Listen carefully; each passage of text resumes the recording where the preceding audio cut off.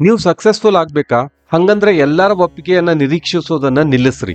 Life ಒಳಗ ಒಂದು painful truth ಅದ. ಅದೇನಂದ್ರ ನೀವೇನಾದ್ರೂ ಡಿಫ್ರೆಂಟ್ ಆಗಿ ಮಾಡ್ಬೇಕು ಅಂತ ಹೇಳಿ ಬಯಸಿದ್ರ, ಏನೇನಾದ್ರೂ ಆಂಬಿಷಿಯಸ್ ಆಗಿ ಯೋಚನೆ ಮಾಡಿದ್ರ, ನಿಮ್ಮನ್ನ ತಪ್ಪಾಗಿ ಅರ್ಥ ಮಾಡ್ಕೊಳ್ಳೋ ಜನ ಸಾಕಷ್ಟಿರ್ತಾರ. ಯಾಕಂದ್ರೆ ಸಾಮಾನ್ಯವಾಗಿ ಜನ ಒಬ್ಬ ಮನುಷ್ಯ ಯಶಸ್ವಿ ಆದ್ಮೇಲೆ ಬೆಂಬಲ ನೀಡ್ಲಿಕ್ಕೆ ಪ್ರಾರಂಭಿಸ್ತಾರ, ಆರಂಭದೊಳಗಲ್ಲ.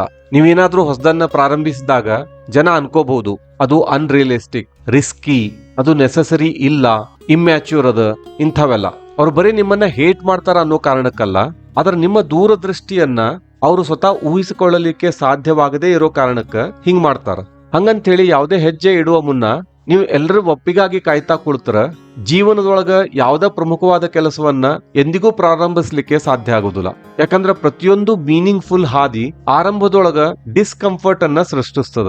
ಯಾಕಂದ್ರೆ ತಮ್ಮ ಮಗ ಅಥವಾ ಮಗಳು ಎಲ್ರೂ ತಗೊಳ್ಳಾರ್ದ ಕೋರ್ಸ್ ಅನ್ನ ತಗೊಂಡು ಎಲ್ರೂ ಮಾಡುವಂತ ಕರಿಯರ್ ಅನ್ನ ಮಾಡದೇನೆ ತನ್ನದಾದ ಒಂದು ದಾರಿಯೊಳಗೆ ಹೋದಾಗ ಪಾಲಕರಿಗೆ ಒಂಥರ ಡಿಸ್ಕಂಫರ್ಟ್, ಆಮೇಲೆ ಮುಜುಗರ ಆಗುವುದು ಸಹಜ. ಆದ್ರೆ ಇತಿಹಾಸ ನಿಮಗೆ ಹೇಳ್ತದ, ಸಾಕಷ್ಟು ಸಕ್ಸಸ್ಫುಲ್ ಜನರನ್ನ ರೆಸ್ಪೆಕ್ಟ್ ಮಾಡೋಕ್ಕಿಂತ ಮುಂಚೆ ಅವರು ಸಾಕ್ತಾ ಇರೋ ದಾರಿಯನ್ನ ಕೆಲವು ಜನ ಅನುಮಾನ ಪಟ್ಟಿದ್ರು. ಇವತ್ತಿನ ವಿದ್ಯಾರ್ಥಿಗಳು ಅಲ್ಟರ್ನೇಟಿವ್ ಕರಿಯರ್ ಗಳನ್ನ ಯಾಕೆ ಚೂಸ್ ಮಾಡುದಿಲ್ಲ ಅಂತಂದ್ರ ಅವ್ರಿಗೆ ಸಮಾಜದ ಟೀಕೆ ಆಮೇಲೆ ಅವರ ರೆಸಿಸ್ಟೆನ್ಸ್ ತಪ್ಪಿಸ್ಬೇಕಾಗಿರ್ತದ. ಸೊ ಹಂಗಾಗಿ ತಮ್ಮ ಸ್ವಂತ ಕನಸುಗಳನ್ನ ಕೈ ಬಿಟ್ಬಿಡ್ತಾರ. ಆದ್ರೆ ನೀವು ಸಮಾಜಕ್ಕೆ ಒಪ್ಸಿದ್ರು ಕೂಡ ಅದೊಂದು ತಾತ್ಕಾಲಿಕ ಒಪ್ಪಿಗೆ. ನಿಮ್ಮ ಪಶ್ಚಾತ್ತಾಪ ನಿಮ್ಮ ಜೊತೆ 10 ವರ್ಷಗಳ ಕಾಲ ಉಳಿಬಹುದು. ಅದಕ್ಕಂತನ ಮ್ಯಾಚುರಿಟಿ ಅಂದ್ರ ಒಂದು ಮಾತನ್ನ ಅರ್ಥ ಮಾಡ್ಕೊಳ್ಳೋದು. ಸಮಾಜದಲ್ಲಿರೋ ಪ್ರತಿಯೊಬ್ರು ನಿಮ್ಮ ಜರ್ನಿಯನ್ನ ಇಮಿಡಿಯೇಟ್ಲಿ ಅರ್ಥ ಮಾಡಿಕೊಳ್ಳಬೇಕಾದ ಅಗತ್ಯ ಇಲ್ಲ.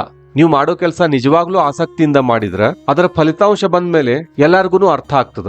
ಹಾಗಂತೇಳಿ ಜನರ ಮಾತುಗಳನ್ನ ಕೇಳಬಾರ್ದು ಅಂತಲ್ಲ, ಆ ಮಾತುಗಳನ್ನ ಗೌರವದಿಂದ ಆಲಿಸ್ರಿ. ಆದ್ರ ಅವ್ರು ಒಪ್ಪಿಗೆ ಪಡಿಬೇಕು ಅಂತ ಹೇಳಿ ನಿಮ್ಮ ಕನಸನ್ನ ಕೊಲ್ಲಿಕ್ಕೆ ಹೋಗ್ಬೇಡ್ರಿ. ಯಾಕಂದ್ರೆ ಕೆಲವೊಮ್ಮೆ ನಿಮ್ಮ ಬೆಳವಣಿಗೆಗಾಗಿ ಕೆಲವರ ಎಕ್ಸ್ಪೆಕ್ಟೇಷನ್ ಗಳನ್ನ ತಾತ್ಕಾಲಿಕವಾಗಿ ನಿರಾಶೆಗೊಳಿಸಬೇಕಾಗ್ತದ.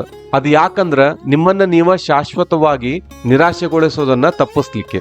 ನೆನಪಿಡ್ರಿ, ಯಾವಾಗ್ಲೂ ಎಲ್ಲರ ಒಪ್ಪಿಗೆಯನ್ನ ಬಯಸೋ ಜನ ಒಂದು ಅಸಾಧಾರಣವಾದ ಜೀವನವನ್ನ ಕಟ್ಕೊಳ್ಳಿಕ್ಕೆ ಸಾಧ್ಯ ಆಗುದಿಲ್ಲ.